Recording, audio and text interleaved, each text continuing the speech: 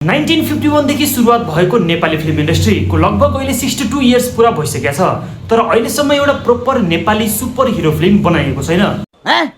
सीमा यहाँ एकदमै high budget, heavy VFX, CGI, high flying action, aliens, space, so यो टाइपको मुभिजहरुको कुरा गरेको छु है।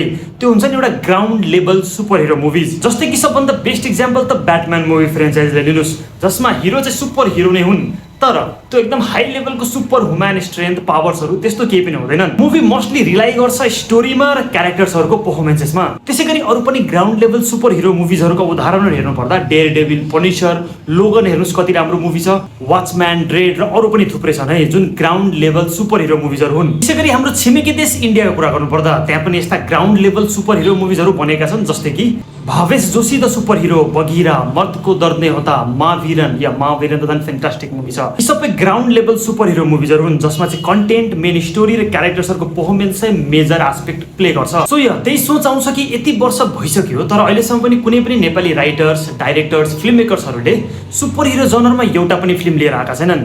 एउटा फिल्म चाहिँ बनेको छ जुन युट्युबमै रिलिज गरिएको छ। फिल्मको नाम रहेको छ गुलेली र एकदमै राम्रो फिल्म छ है, गएर हेर्न सक्नुहुनेछ, युट्युबमा फ्रीमा अवेलेबल छ है। त्यही हो कि बिग स्क्रिन थिएटर्सको लागि चाहिँ बनाएका छैनन्। हुन त एउटा नेपाली सुपर हिरो चाहिँ छ है।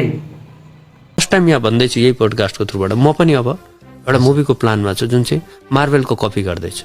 कपी होइन, त्योसँग प्रभावित भएर के बजेट डेफिनेटली ठुलो लाग्छ, तर नेपालबाट बनाउँदाखेरि इभन अहिले हामीले बाहिरतिरकोलाई पनि भनेर देखाउन सकुन् होइन, यहाँको लोकल अमेरिकनलाई पनि देखाउन सकुन् होइन, हेर्न हाम्रो देशको मुभी त्यो जरुरी छ नि होइन। नेपाली चलचित्रको बजार बढ्दै गएको छ भनिन्छ होइन, त्यसलाई म बजार बढायो भन्दैन, नेपालीको जनसङ्ख्या बढायो भन्दा के फरक पर्छ। सो मेबी यहाँ निखिल उप्रेती सर आचार्य मुभीकै कुरा गरिरहेका छन् र यो मुभी रिलेटेड प्रमोसन जुन मेटेरियलहरू चाँडै नै आउन सक्छन् है। कहाँ पुग्यो, कहिले रिलिज हुँदैछ?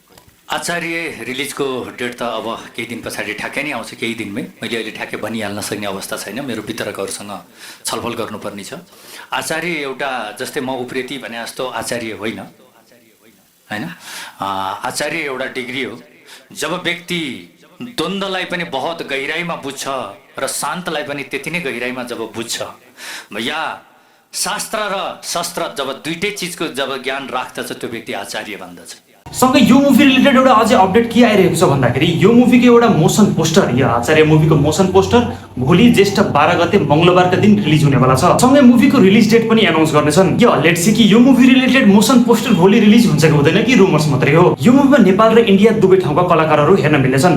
सँगै मुभीको एडिटिङमा, VFX, CGI मा राम्रै मेहनत गरिँदैछ है। लेट्स हो कि राम्रो सिनेमेटिक एक्सपिरियन्स हेर्न मिल्नेछ मुभीबाट। र मेन कुरा के छ भन्दाखेरि Nikhil Upreti after a long time कुनै मुभी लिएर आउँदैछन् र मेन कुरा एउटा भिजन वाला मुभी लिएर आउँदैछन् है, र यसको लागि म धेरै नै एक्साइटेड छु। Let's hope for the best. बाँकी तपाईहरु भन्नुस् यो मुभी आचार्यको लागि कतिको एक्साइटेड हुनुहुन्छ, या आफ्नो प्रतिक्रिया तल कमेन्ट सेक्सनमा लेखिदिनु होला। अहिलेसम्म भिडियो हेर्दिनु भएकोमा धेरै धेरै धन्यवाद। जय नेपाल। हेर्दै गर्नुस् टाढी टक्स, हेर्दै गर्नुस् है।